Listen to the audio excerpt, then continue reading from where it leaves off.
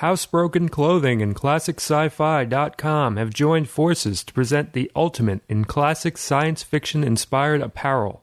All shirts are hand-printed here in the USA. Everyone loves the luxurious feel of these shirts. The prints are lightweight with soft inks, making them the perfect combination of style and comfort. Each shirt is unique and meticulously cared for during production. They are then inspected, approved, and signed by the artist himself. All this plus free shipping. They've got Frankenstein shirts, Night of the Living Dead shirts, UFO shirts, all sorts of shirts. They're great shirts. Check out the shirts today at ClassicSci-Fi.com.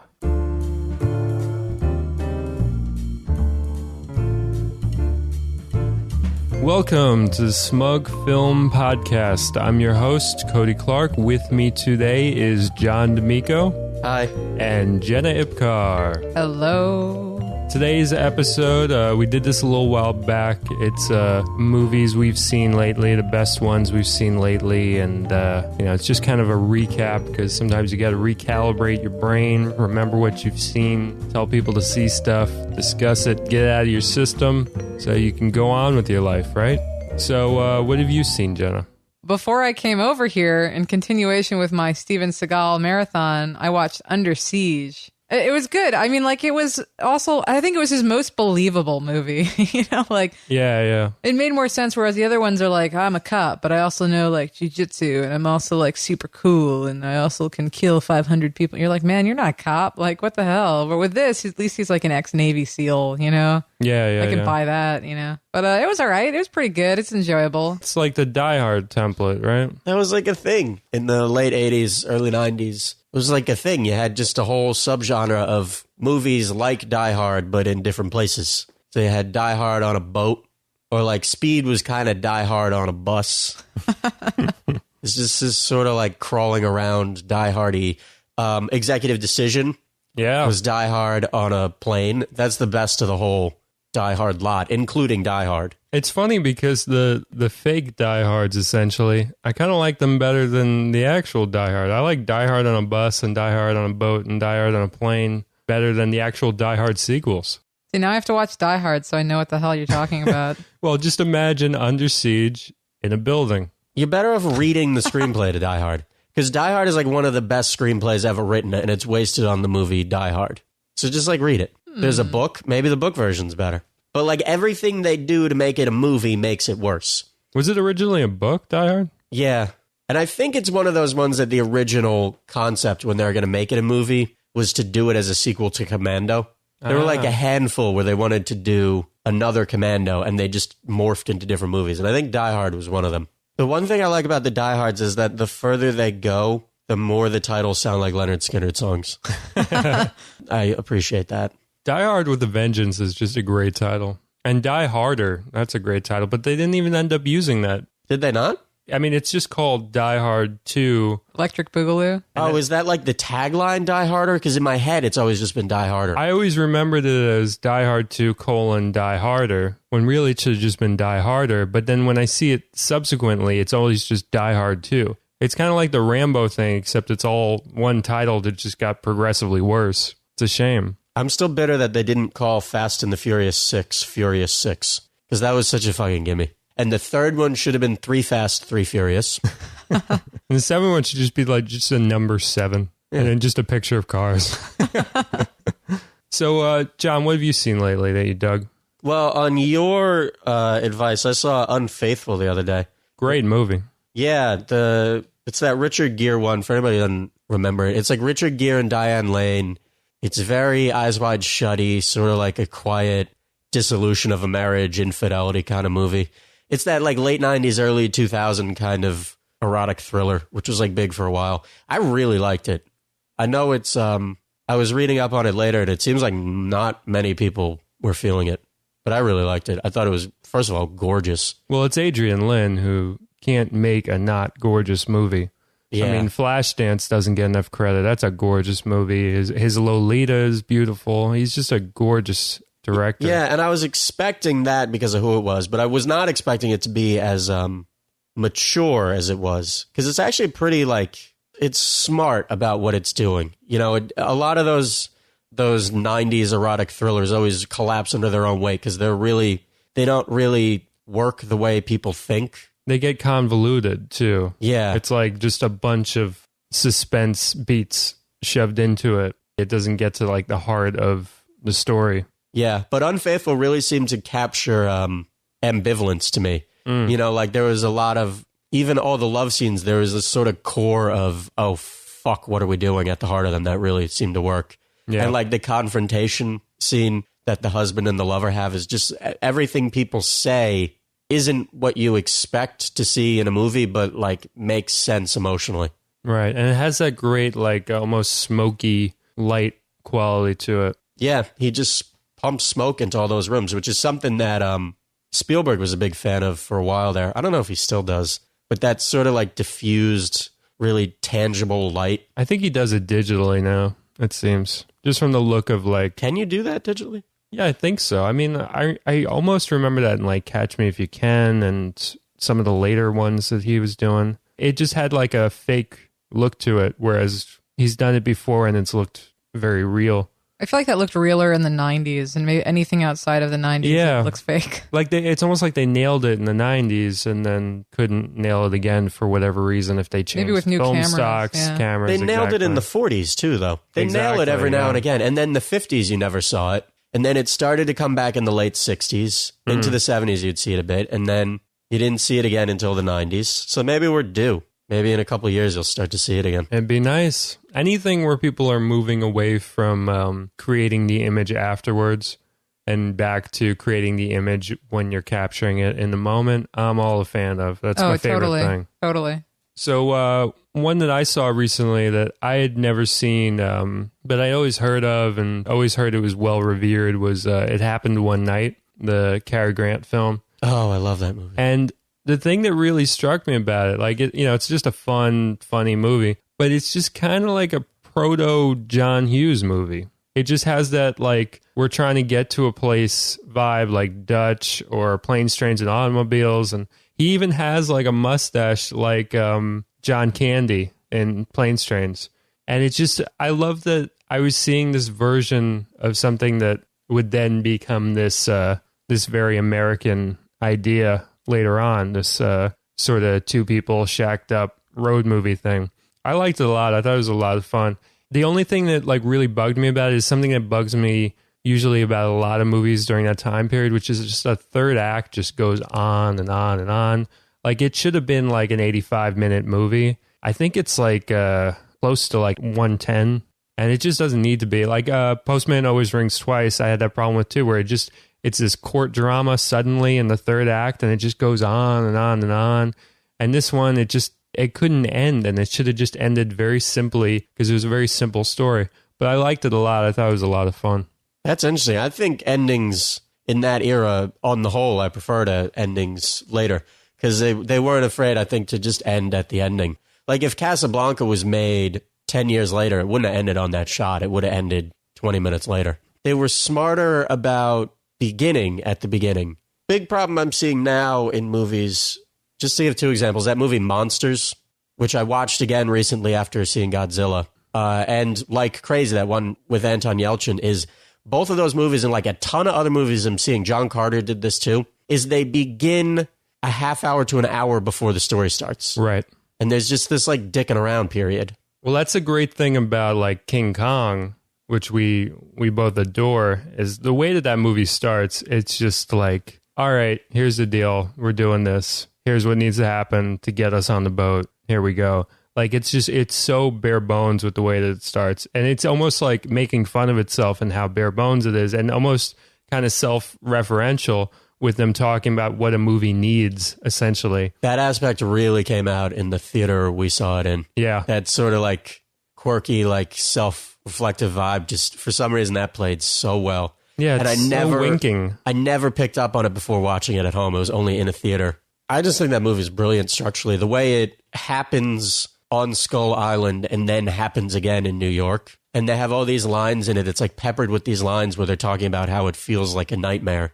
And you watch it and you realize that it's like beat for beat occurring twice. And it's all woven into the fabric of the movie so well that like you don't really you're never conscious of that fact, but you get that subliminal back of your head sort of feeling, that like immediate deja vu almost. It's so well written, that movie. I love that one. Yeah, that's a keeper. Jenny, you seen anything new lately? Any new movies? New movies. I had a really Jodorowsky weekend, actually. I went to go see The Dance of Reality, which is his new movie. It's been 20-somewhat years since he's had any movies, and he just came out with that, and I loved it. Fantastic. Really interesting, really good. And then also I saw Jodorowsky's Dune, the documentary about the Dune that he was working on and never got made, and that was even better. Like, I left that documentary just like happy to be alive. It's like one of those movies that you leave going on like, oh man, that would have been so wonderful. I'm so angry that doesn't exist. Also, like, I'm going to go make it. I'm going to do it. Like, you're just so inspired by it. Is it sad at all? It really isn't, actually, because Jodorowsky's just he's so engaging and he's so wonderful. I mean, he has this great smile and he sits there and he, talks with his hands and he's like just pure emotion. He's just raw emotion, that guy. So he's not pissed off about it, or what's his vibe about it? His whole vibe of even making this movie was, I'm going to recruit spiritual warriors to make this film with me. And he kept sitting there and be like, all right, I need to make a storyboard. What am I going to do? All right, I like this comic book artist. Where can I get him? I don't know how to get him. It's the 70s and there's no internet. So he goes to his publicist. And the day that he goes to his publicist, just so happens that this comic book artist, this is Mobius, famous French comic book artist, happens to be there. And he goes, oh my God, you're going to do it for me. And Mobius goes, okay. And the whole movie, as he's recruiting people, it's like really similar stories of like, who else, like this movie's getting bigger and bigger. Like, who else do I want? I want Mick Jagger. Mick Jagger in his heyday is going to be in my film. And how do we get Mick Jagger? I don't know. He goes to a party, sees Mick Jagger across the room. Mick Jagger just walks across the room and goes, I want you in my movie. Mick Jagger goes, yes. Like, it's it's just so inspiring and it's so fantastic. And he has this really great way of wrapping it up that doesn't make it depressing because it never got made. But did they go into the fact that it became Alien? Yeah, they mentioned how it went on to inspire so many other movies. Geiger's actually in it being interviewed, which he now, of course, died really recently. Yeah, because really, I haven't seen that documentary, but I've researched the making of Alien a ton for just various reasons along the way, and I always come across all the Dune stuff and all the pictures and everything, and it would have been great to see that movie. But to be honest, we got the better movie, I think, out of the deal. Being Alien. Yeah. Because without Dune, if Dune was made, there would have been no Alien. But without Dune, there would have been no Alien. It would have looked like Flash Gordon. It would have been really sort of like structurally 70s sci-fi. It wouldn't have had any of that influence. You think because it was just a wrong time for it to be made? Or no, it really, the crew that was assembled to make Alien was assembled for Dune. Right, okay. So Mobius, Ron Cobb, Geiger, all those people got together for Dune. And if Jodorowsky hadn't done the legwork, it wouldn't have happened. And then we would have had no aliens, too. Yeah, which is the best movie ever made. Yeah, they directly talk about that. And they also go on to talk about all these other movies that have been directly inspired. They even have shot-by-shot comparisons of the storyboards for Dune versus like Alien or versus Star Wars and Prometheus used them too. Absolutely. That big thing in Prometheus that they go into, the like cave thing, was a design for one of the tanks in Dune, right? There's also a Japanese commercial that uses that. Geiger designed the commercial. It's on YouTube. You should find it. Oh, that sounds great. We'll post a link. It's from like 91. It's like a stereo commercial. And for some reason, it's just that fucking like living tank monster that he designed for Dune. Perfect. Yeah, I love that documentary. I really loved it. I mean, it's a type of documentary too where I was like immediately like 5 stars. This was the greatest documentary I've seen. Yeah. I gotta check that out. When you're watching it, it's like there's sort of, I could pick at it and find like sort of things I don't like about it as a documentary, but it's just the subject matter was so fantastic. The interviews are so laugh out loud funny and so engaging. And then again, I also just love him. I think he's so fantastic. So I cannot recommend that enough. So his new movie that came out. So what's the deal with that one? That was interesting too. I sort of think of it as his like Omnichord. It's about his childhood growing up in this small town, and then all of these, and of course, and there's this mixture of throwing in, it's like everything that could be in a Jodorowsky movie is there. There's like flocks of animals. There's amputees. You got like people, like naked people. There's actually, it gets like I feel like he sort of picks up on the time that he makes all of his movies. Interestingly enough, those movies from the 80s feel like 80s movies, even though they're still very much him, versus the 70s movies or stuff he did in the 60s. And this one actually almost felt like visually it was somewhere between Wes Anderson and John Waters. It was really, and by John Waters, I mean Pink Flamingos. Like there's some crazy wild shit that happens in this. Right. That I never really would have pictured him doing, but it makes sense. So, I mean, it was always interesting. It almost feels like three separate movies. It feels like he kind of went for broke. He was like, this is the last movie I'm ever going to make. I'm going to throw everything I want to throw into there. But it works. I mean, he's always had, in my opinion, he's always had sort of issues with flow in general. His movies they start and stop a little bit. But when it came down to it, you enjoy it the entire time. It's like you watch it with a smile on your face. I got to brush up on him. Maybe I'll just blow through all his stuff. Holy Mountain is so wonderful. Yeah, I I've love seen, Holy Mountain. There's chunks of him I've seen. I think Holy Mountain, yeah, and El Topo is the other one. The first half of that movie is so amazing. The second half is real slow, but it ends well. Santa Sangre I wasn't crazy about, but if you like the other two, you're gonna like that. Fond and Lease is very, very surreal. I think I'll just blow through his stuff. Maybe I'll do that and then I'll watch the documentary. I bet you could watch the documentary and be inspired to watch the rest of his movies. I'll do that then, yeah. That sounds good. So would you rather live in the universe that got Dune instead of Alien?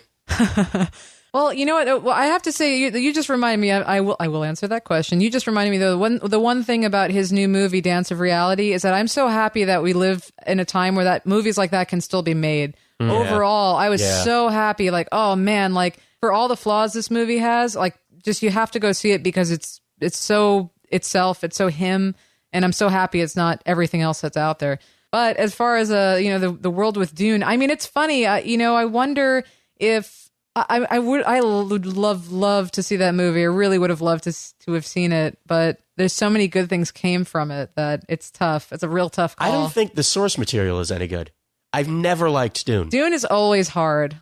I have never really loved Dune either. I've never read it. Have either of you read it? I haven't read it. Yeah, I read it. I read it when I was a teenager, and it didn't work for me at all. What do you think is the thing about it that people adore it? Because I never read it. It's really evocative. It really creates a world that's really rich. Okay. But the trouble with it is the rich world it created was not one that I was interested in exploring. Right. But there's a ton of genuine talent in it. It's just not. Apparently it has its own spiritual movement too, though, right? I mean, that's kind of what they were mentioning in this documentary of it has such a strong theme that carries on throughout the entirety of Dune, which I can sort of see, but I feel like maybe that's really that people get lost in the details and they miss the point. Right. Well, that's with Star Trek and it happened with Avatar too, apparently. And it happened with Alien. Right. I mean, look at what Alien was and look at the way people treat the character of it now. That's just what happens for some reason with science fiction. Happened with Die Hard. Happened with Die Hard, yeah. So you saw, you said you saw the new Godzilla, right? Yeah, I saw the new Godzilla. I think you're the only one of us who has. I was almost going to go see it. Well, I'm a big old Godzilla fan, so I had to make my appearance. The director, the one he did before it, Monsters, which actually I mentioned earlier. I didn't even realize it was that guy. Yeah, it was him.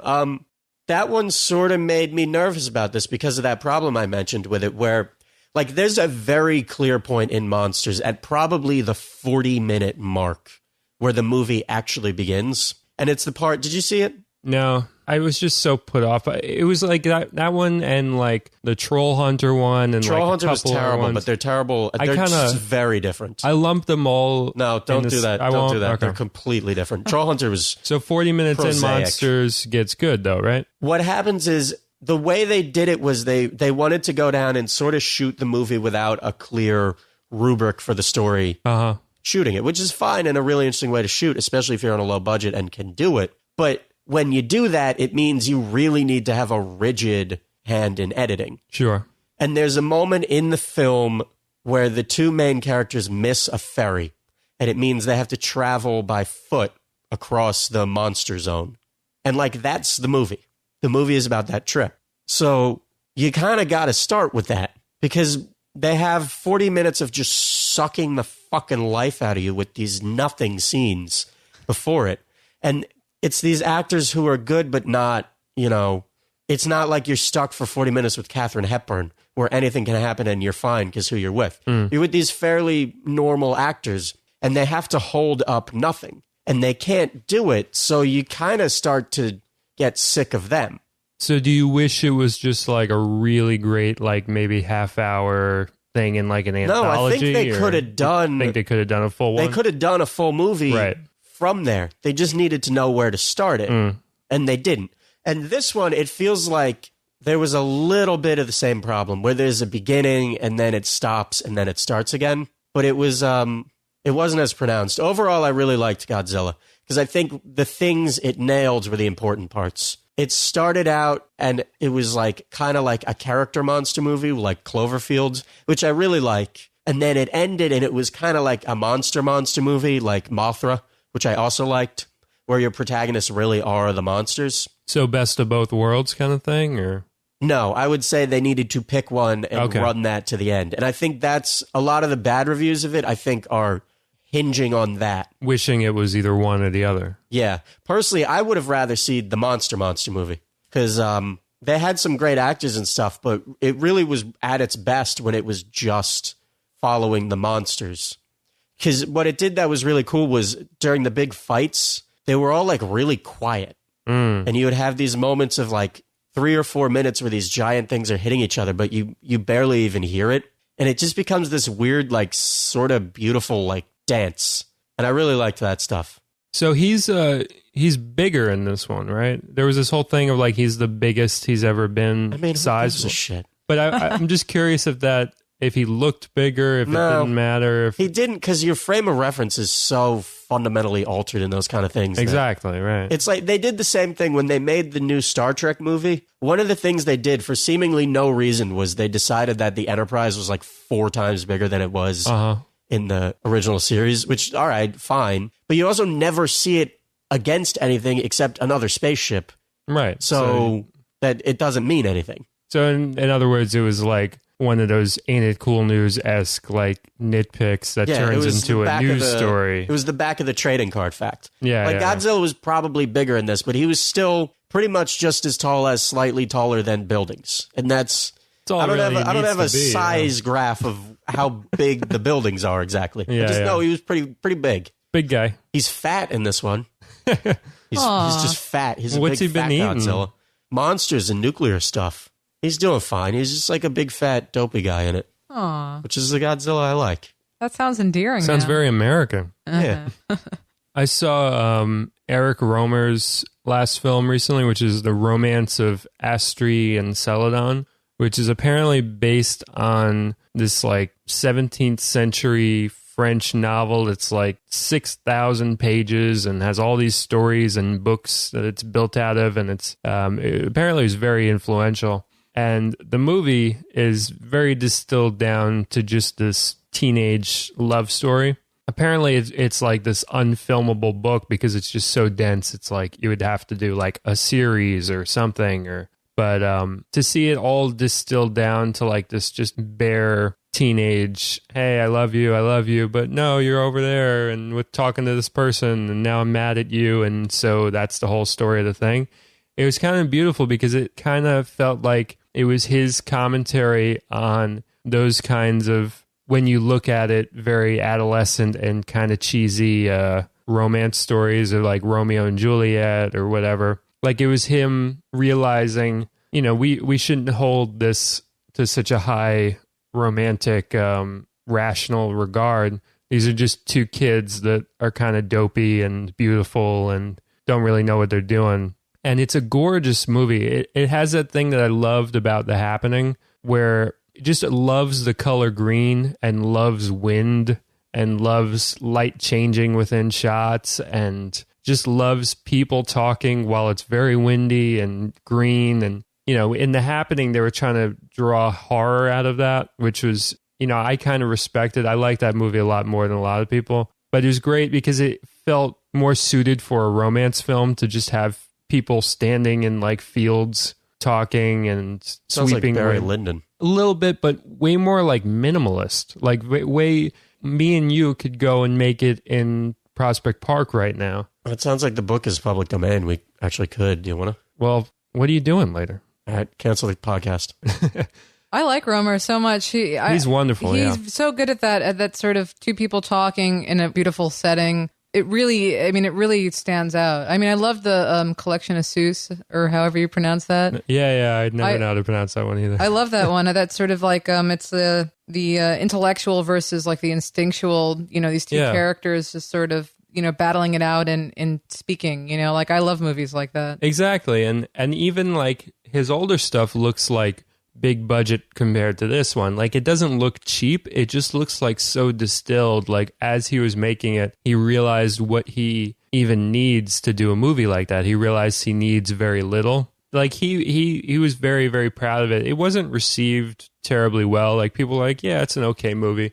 I think it's really important in his sort of filmography because it really does feel like this great realization that he had upon making his last film. And I think he announced like, oh, this is going to be my last film. Even if I live to make more, this is going to be it because I feel like I've done it. And I think what he realized was that as much as he's distilled things before and was known for distilling things before to just two people and talking and simple setting, he could go even further, and he realized he's gone as far as he could. Like he's stripped it down as much as he could, which is interesting because it's like a period piece. It takes place back then, and it feels like you get shots of like castles and stuff, but mostly it's just people hanging out in the forest, which is, I don't know if it was actually accurate to what it would have been like, but it feels more accurate because it just feels like you can relate to it more.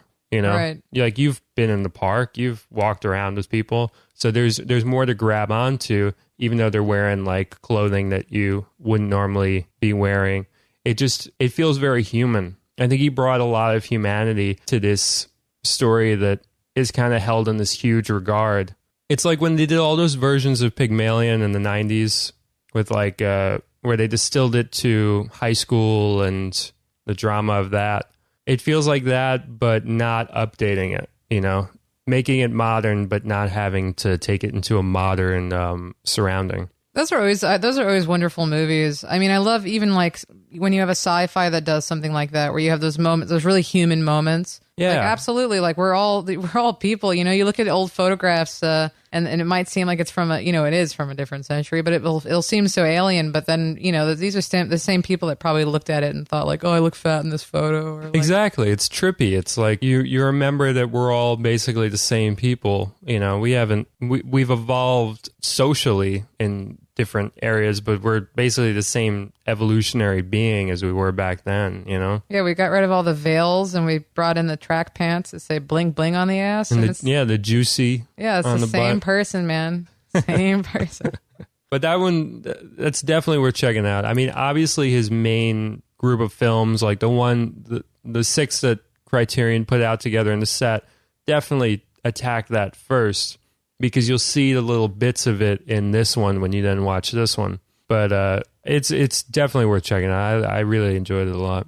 Anybody else seen anything new? I've been doing a Bond marathon, like over the course of weeks. Oh yeah, you've been shooting me little messages on Facebook with just random Bond updates. Yeah, I've been peppering Facebook and Twitter with just stray comments about the Bond movies. I haven't seen most of them since I was a little kid, and it's interesting to watch which ones hold up and which don't, and the degrees to which they do hold up.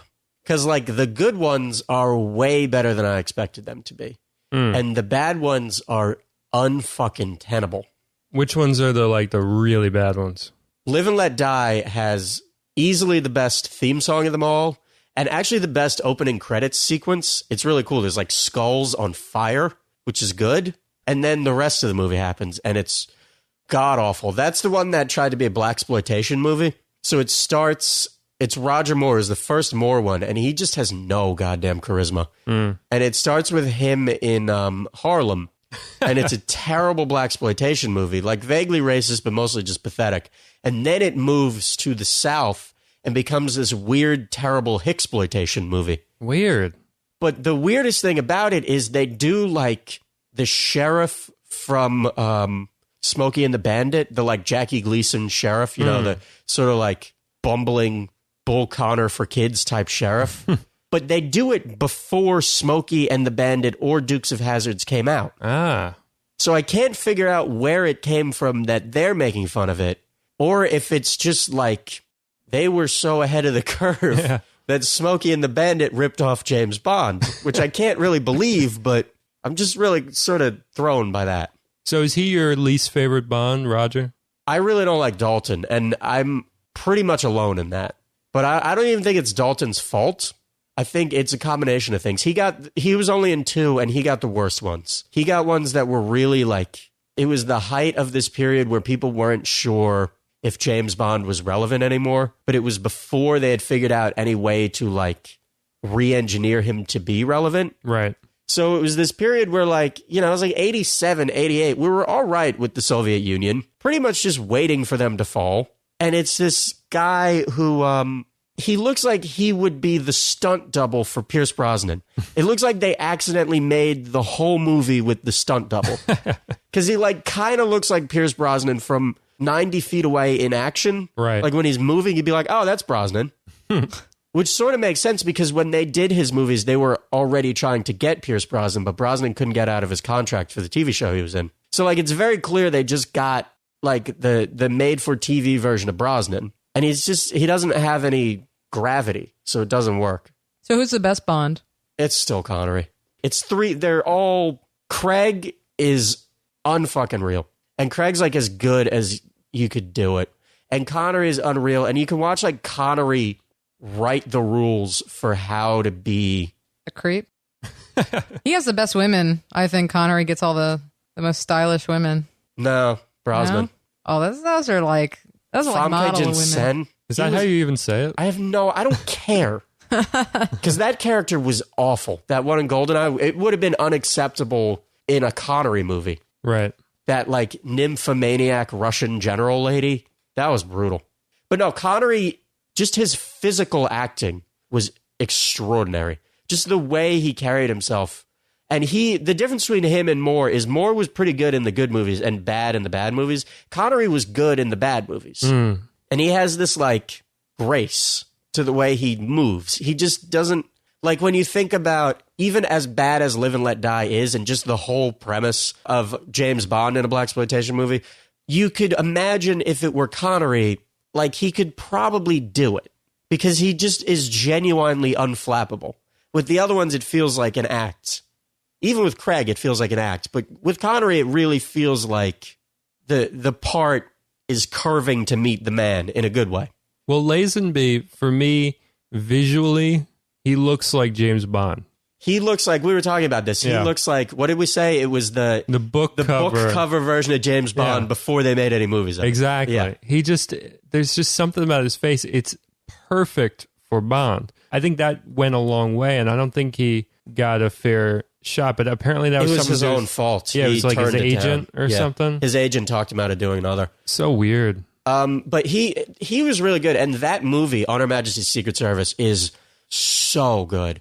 And it's ahead of its time. The way that first fight scene in the hotel is probably the fastest fight scene I have seen in an American movie until maybe like 98 or 99, until you get to the Matrix era. Because they're chopping frames out of it. Any of the wind-ups in the punches, they chop out. So it's this really relentless, like boom, boom, boom, almost jarringly so. And I can't even imagine what it must have been like to see that in 69. Oh, yeah, that must have been. Yeah, there was nothing like it before, and there was nothing like it in Back to the Future where he starts like shredding on the guitar. Yeah, it really is. Because there was nothing like it again. Like nothing even ripped that off until the late 90s. Yeah. It just hadn't been done again. And that's the one, I think the Craig movies are the most indebted to On Her Majesty's Secret Service. Because aside from the fact that Quantum of Solace is basically a sequel to it almost, there's this just sort of like sadness about all the stuff he's doing. You know, like the whole idea of killing people is fine in the Connery ones because they're vaguely psychotic in a way that works. But with the Craig ones and with Lazenby, there's sort of, they feel tortured about it in a way that really works, in a way that I think is also really modern. I think that's the most modern of all of them. Even and down accidentally so, you think?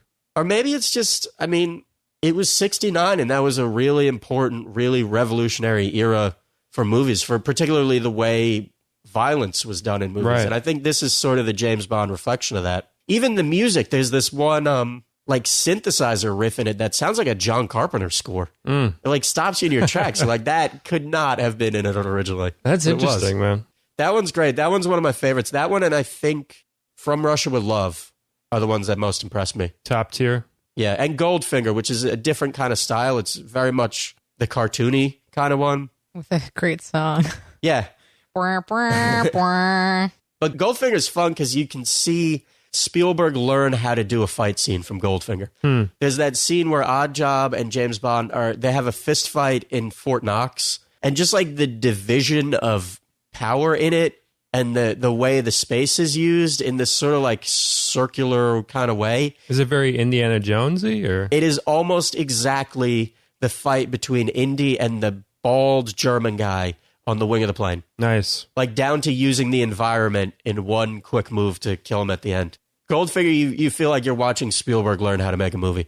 My favorite thing about the Brosnans is I think it's either Die Another Day or Tomorrow, something about dying and days and time and whatever. It's the one where he bites the girl's shoulder in like the heat of the moment. It's such a weird frame of just like him. He's like, "Arr." It was such a like a 90s like softcore kind of. Yeah, that's real Cinemax. Is that in the showers, that scene? No, it was like he, I think it was Terry Hatcher. So whichever one is the one with Terry Hatcher, like he's just gnawing on her shoulder. It's funny, man. Brosnan was great, but he never got a good movie. Even GoldenEye is not nearly as good as I remember it. GoldenEye is the one that everybody loved because it was like our childhood one. Yeah, Well, 'cause- timeless Nintendo 64 game. Yeah, the game was. Well, yeah, that game is unreal. Talk about a game being better than the movie. That's the thing about the thing about the movie though is that it's not really. It's like two movies. Well, it's like three movies happen. You have this whole terrible Alan Cummings movie at the beginning, and then you get that tank scene. And that tank scene is still one of the best scenes in the series, where he gets in the car chase and he's in the Soviet tank. That scene is a riot. That scene is still so good. But then that scene ends, and there's like a whole other movie after it. It's almost like a Nolan movie. You get the best part in the middle. What's the Bond that was like the unofficial Bond one that they got? Never shot? Say Never Again. Is that any good, or what's the deal with that one? That's the only one that I haven't rewatched. Because Well, I hated it. I hated it so much that I won't do it. I don't think I ever finished it the first time I saw it. Wow, Yeah. That's the only time Connery is bad in any of them. that's a shame. It was like the 80s. It was like right before he did Highlander. He was old at that point. Yeah, it's almost like the like Death Wish 5 kind of thing. where, Yeah, like, they he was- dragged him out of his casket to do it again. And it's just not, it's not good. It was no Zardoz. No, it was not. It was no At Zardoz. least not as good costuming. It was no The Hill. Did you guys ever see The Hill? No, which one's No. that one? The Hill is, if you're one of those people who think Connery wasn't a good actor, just watch The Hill. It's him and Ossie Davis. Sidney Lumet directed it. And they're in a British prison camp, like a war prisoners camp, but not like prisoners of war, like Leavenworth, basically. Okay. For soldiers that break soldier law. That one's really good. I think that's one of the more underrated Lumets. He's got a lot that just haven't really seen the light of day. I've been seeing them sort of trickle out. Like I think there's that one Child's Play, like got like a random Blu-ray release after not being on DVD or something. They're like these weird deep cuts with Lumet. Yeah. Long Day's Journey into Night is probably one of his best. And it's just, I mean, maybe because it's so long, but hardly anybody even knows about it. All right, guys, we're going to take a quick break and we'll be back with questions. See you soon. And now, a movie joke by comedian Anthony Kapfer. I was watching an old silent film with a friend. I asked him what his favorite part of the movie was. He didn't say anything. So I said, "Yeah, that's mine too." This has been a movie joke by comedian Anthony Kapfer. Visit him at anthonykapfer.com. Kapfer. Chad asks, how do movies get made? Money. Money? Hopes Yeah. and dreams. Hopes and dreams. Let's all do like one word answers. Desire, No, it's money. money, greed, Capitalism. lust. Money. You want a movie, you make money. You want to make money, don't make a movie. Damn. Diane asks, favorite 90s teen film? Is it Diane Keaton? I think so. She would ask that. I never got into these 90s teen movies. That's one of those things that I personally have failed at. 90s teen movies and movies from the 80s. But I remember watching 10 Things I Hate About You on a bus. And I remember thinking it was pretty okay. That's not a bad pick. That's like one of the top tier of that. Everyone loved it. I mean, it's cute. It's charming. It has some good acting in it. That's a great movie. That one's really smart. I was always big on Can't Hardly Wait. I like that one. Was a lot. that Freddie Prinze? No, that was the one where it's like at a party and like Seth Green, yeah, and Ethan yeah. Embry and all them. I like that one a lot. There's something worked about that one. Well, this is bullshit for me because my favorite is Bring It On, which is from 2000. Ah. And then my second favorite is Heathers, which is from 86. So I'm abstaining. I just watched Heathers. I thought that in a post like Columbine school shooting every other week world, it's a little disturbing. There was a earlier one called Massacre at Central High. That was like the first version of Heathers. It's like semi a remake of it. It's from like 78. And that one, when you go back to that one, you're like, oh my God. Because that one is really just like, there's like the people planting the bombs in the school and and you're like, oh God. That's weird, yeah. Heathers at really least good movie. has that great color coordination. Like Heathers looks cool. Heathers is wonderful. I think it's also just like a flawless screenplay. The writing in Heathers is just so sharp. But it came out in the 80s. Come on, let's give some bones to Diane. I like a 90s one. I like My Boyfriend's Back. I've always been a huge proponent of that one. You guys seen that one? The like horror comedy that Bob Balaban directed? No. Oh yeah, that was a good one. Because it's it's very comic booky and you can't take it seriously. You're just kind of like, oh, this is a silly movie. And then right in the third act, I'll be damned if you don't have like tears coming out of your eyes. There's something about it. It just brings you back. It's like, all right, we went in this silly direction, but now we're going to grab your heart and we're going to play around with it. You know what else I liked like that? Idle Hands. Do you remember Idle Hands? Yeah. I cut school to see Idle Hands, and I just was I love that movie with Jessica Alba. That was young a great Jessica Alba in it, dressed as an angel. That was a great era for getting real weird with the 90s teen thing and getting real silly with it. You know what the best of the lot is, though? I know this because I just went back and rewatched the whole thing accidentally. Daria, the movie one? Daria, the show. Well, yeah. Holds up. But and they did two movies, which are basically like long episodes, and they're really good too. That whole thing holds up so well. The side character voices on that show always really annoyed me. They were just very grating. I couldn't do it. Well, there's only like 3 side characters, and there's like 3 people voicing them. It's a very small group. Some of the voices, they just fucking... Ugh, it was like nails on a chalkboard for me. It's all very affected. Maybe you need like the scripts for Daria. I always thought her voice was just brilliant. Yeah. It was just perfect. And it's interesting to watch it change over the show. She gets a little she gets a little more confident as the show goes, and she gets a little more like comfortable.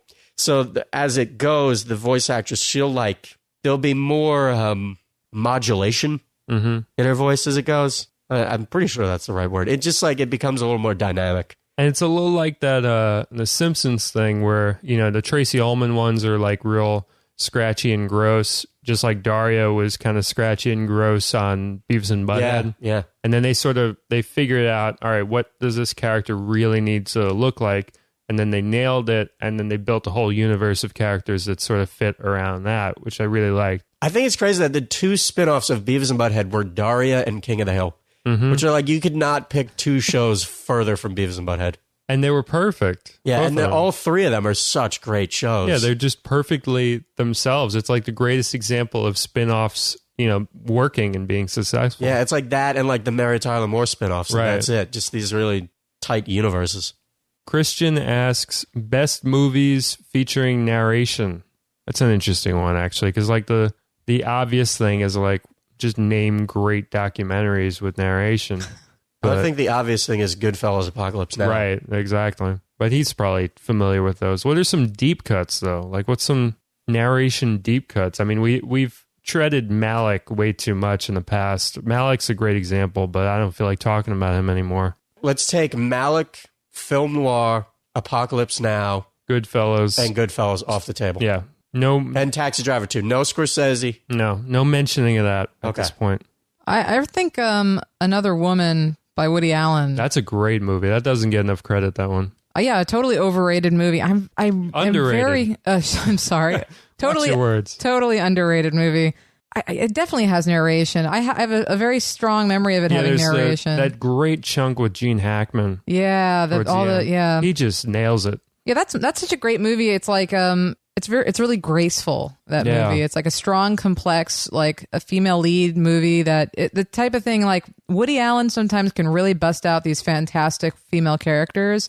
Like Blue Jasmine, I thought was really great. Yeah. And then other times they're just sort of like in the background. You know, Annie Hall, of course, also being great. Him and Polanski. When Polanski wants to do like a good female character, like he is amazing at it. Like I think Repulsion is like an amazing feminist film, actually.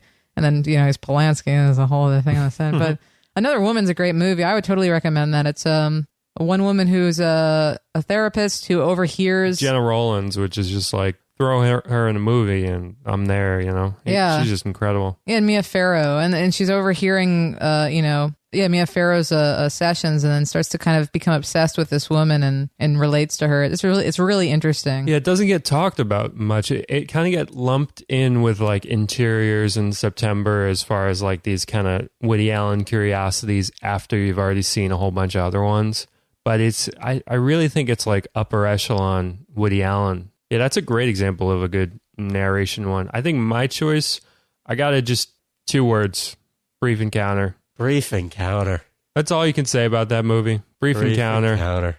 She's so fucking good. She has the best face for narration. She's just like sitting there staring while narration of, you know, her talking is going over it. And that's something that's so hard to do. And I don't know how actors can do it when they really nail that, where they just let their face do what it needs to do for narration to be over it.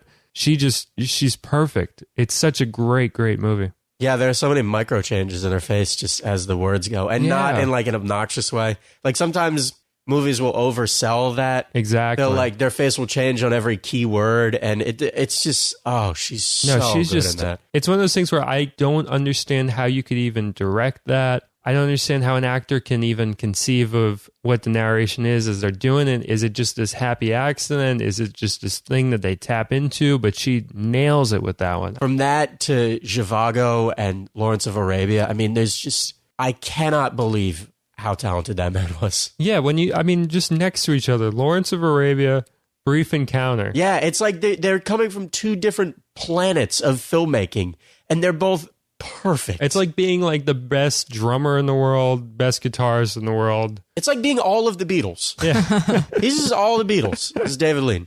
It's crazy. Bridge on the River Kwai, too.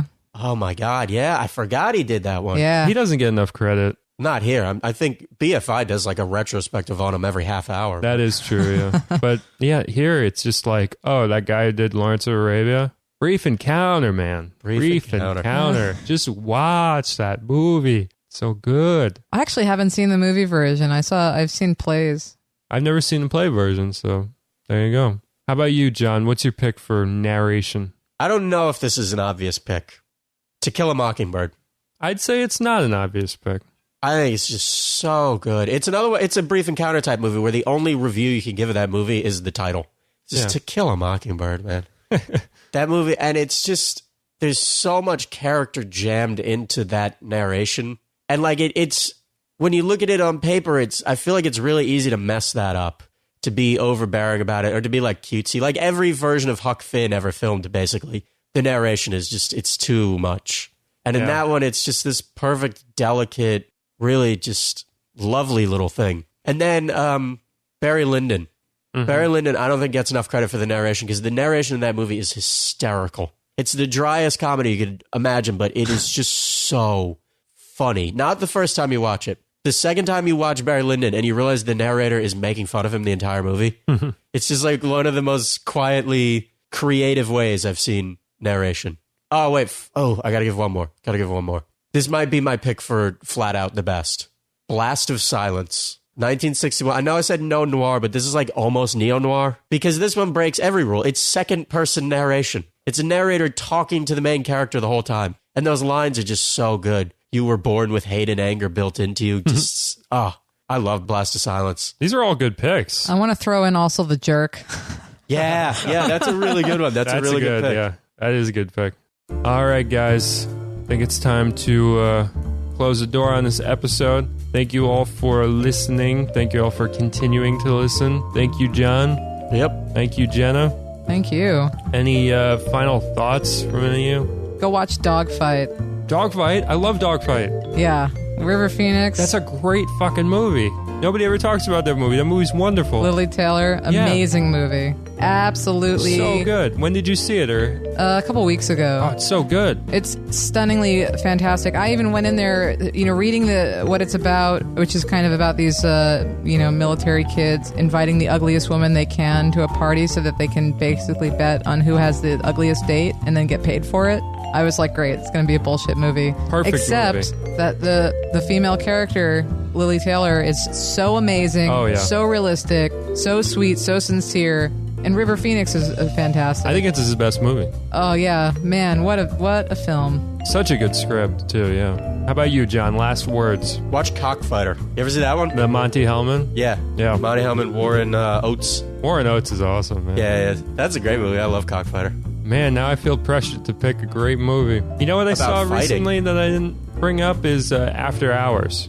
That's a really good one, the Scorsese. Oh yeah, that's a deep cut for him. Yeah, and it's wonderful. The great swirling shots of like him just in the very 80s computer office and stuff. It's just in the lighting. He's just playing in that one. It's funny as hell, yeah. He's just playing. I wish he would play again, man. He kind of played in The Departed, but not in the way that I really would want him to play. Wolf of Wall Street, he did. He did. I've yet to see that. He was one. having fun in Wolf of Wall Street. Okay. After Hours, man. That's just a fun fucking movie. And I just love that it's just this character with like a unibrow and he almost looks like a disheveled Noah Baumbach. I love that movie. That's a good one. Anyway, thank you all for listening. Thank you all for subscribing, rating, commenting. If you haven't done so already, please do so because it helps us out. We will see you next week and we'll see you the following week and we'll see you more weeks. So keep listening. Keep writing questions to us, and have a good time, everybody. Bye-bye. Bye.